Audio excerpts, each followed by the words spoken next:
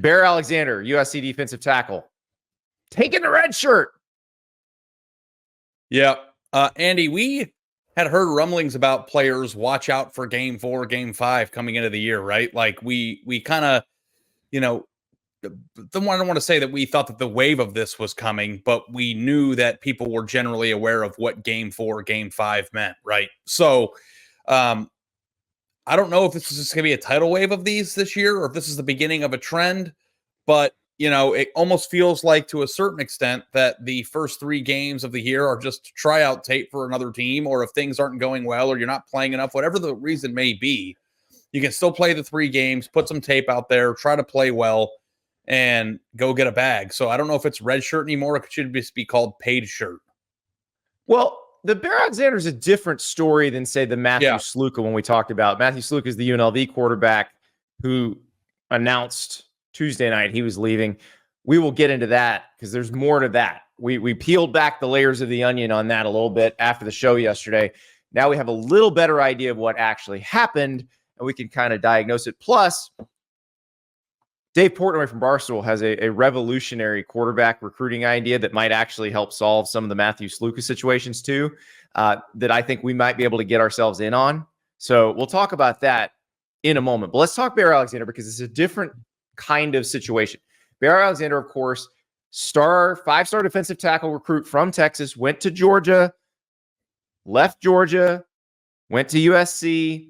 Remember, there was he was threatening to transfer in the spring. Then the collective sat him down and was like, hey, here's how the payments happen. Your payments are coming. Everything seemed fine. He gets to this season. He is not playing as much as he would like to play. He had a tweet after the Michigan game, free 9-0. He's number 90. He only played, I believe, 21 snaps in the Michigan game. And his guardians on Twitter saying he's the best defensive tackle in the country. Why aren't they playing him? Like, it was funny because everybody's like responding to his guardian going, you did see Mason Graham and Kenneth Grant on the same field in the Michigan USC game. Like, he's not actually the best defensive tackle in the country. And clearly, to USC's defensive coaching staff, he's not the best defensive tackle at USC because he's not playing very much. Yeah, right. And like, it's a two-pronged, situation we have here because, usually when people in the past weren't happy with their playing time or things weren't going the way that they thought that they should go, you were at least with the team for the year. Now in this new world, you have people opting out in the middle of the year for whatever reason it may be. It could be more money. It could be more playing time. It could be a miscommunication or disagreement with the coaching staff. Like, there's a lot of reasons for this, but we are getting into the business side of things here when it comes to college football. And, much like you see in the NFL with holdouts and stuff like that, it can impact the season and the games. So, I don't know that, I'm feel comfortable or I'm in a position from this chair to make fun of or question why somebody would want to leave a college. When I was in school, I'll question this one. Like the Sluka one, I get it. His eligibility is done if he plays a 5th game this season. He would like to get a bag to play another season of college football because he's not going to be an NFL quarterback. Bear Alexander's 6'4", 315. He is going to get a chance to play in the NFL. What he does with that chance is entirely his responsibility. I don't think he's handling that very well right now. I'm guessing it won't go well for him based on what we've seen so far. But he's in his 3rd year of college, Ari. He can finish out this year with USC and still go play at another college next year. Or he could finish out this year at USC and let's say something dramatically changes and he's actually playing more. He could just go to the NFL because he will get a chance. Yeah, I have a problem coming down on somebody for leaving, but if you want to come down on somebody for when they leave and the circumstances of when they leave, I think that's come a little down bit on somebody different. for making what I think is not a very smart business decision, and this is not a smart business decision. No, I'm with you on that. He has a year of eligibility next year if he wants to use it. Like, but here's no the reason thing to save it. There are people who will do things as a form of leverage to try to make a point too, right? Like, I mean, he's already gone through this a little bit of like, hey, I'm going to leave, and then he's not went to 4 high schools, by the way. Yeah. So, I mean, if you're of the personality where, not playing or moving on to a new place is your MO, then that might come back to haunt you. So, again, I'm not even speaking specifically about Bear Alexander. I have just been trained in my brain to not judge people for leaving. But if you want to judge him for making a bad business decision, I can get on board with that. Yeah, this is a terrible business decision. I can tell you right now, it's awful. Like NFL teams are going to look at this and go, "Yeah, we're seeing all we need to see about you." Even though the thing that you have to say, put you in a camp as a 7th rounder or an undrafted free agent because you're giant and you can move. But if this is how you handle not being in the starting lineup, not playing as many reps as you want during the game, NFL ain't gonna be for you, buddy. Like, that's not the mentality. Actually was thinking too before I went to bed last night, Andy, of like, what is Matthew Sluka's last tape? Like, if you think about his last tape that he has out there, the Kansas game, and that's when you and I were screaming in a Wisconsin Airbnb. What's Bear Alexander's last tape? The Michigan game, and it's funny because Dion Bailey, who's a former USC linebacker who played in the NFL, someone who's seen it and done it. Bear Alexander's guardian was saying, "Drop the tape. If you have criticism of Bear, drop the tape."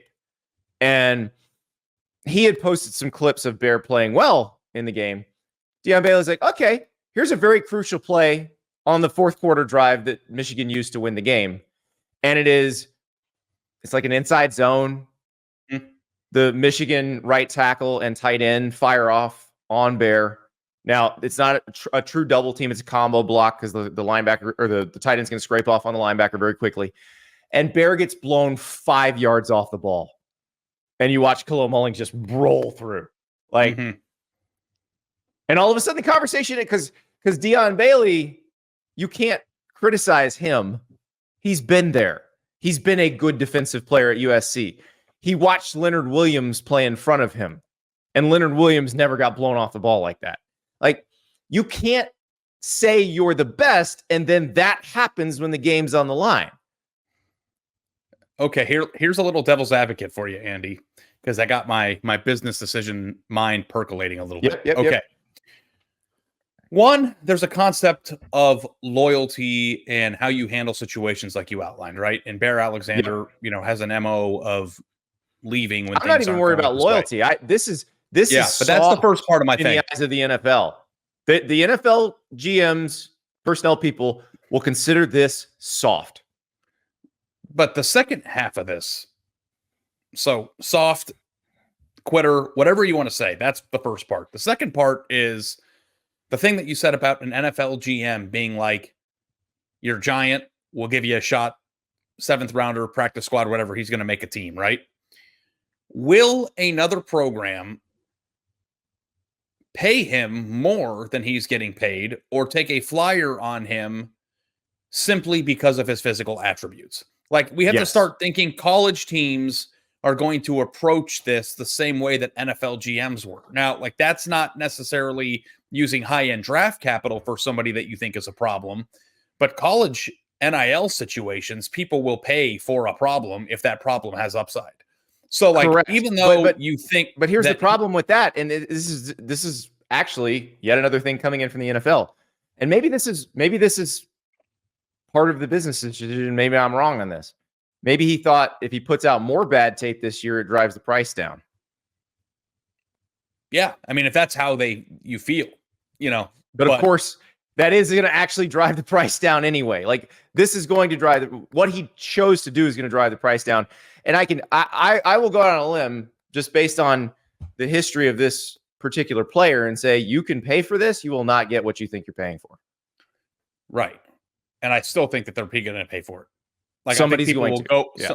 So I think that, like, for as bad of a business decision as you may feel, or it actually is, I think that he's still going to have another opportunity somewhere to make a lot of money and to make it right. So I don't know why I would leave in the middle of a year, especially if you feel like you can get better, your role can increase, and USC is certainly not dead in the Big Ten race. I saw people, say like opt-outs were going to happen a lot when the team is out of the conference race now in this new era, and I don't think that's obviously the case here. So, I think you have more to gain by staying than you have by leaving, but I don't think that he's going to be sitting on the curb somewhere wishing that he never did this. I think he's going to have another opportunity to make it right. No, so somebody's going to pay him. But Huel is one of the coolest products that we have gotten to try doing this show. I have enjoyed it very much. 400 million meals sold worldwide. And when I say meal, it is a meal in a bottle. So you grab that Huel drink. I've got the chocolate. I've got the vanilla.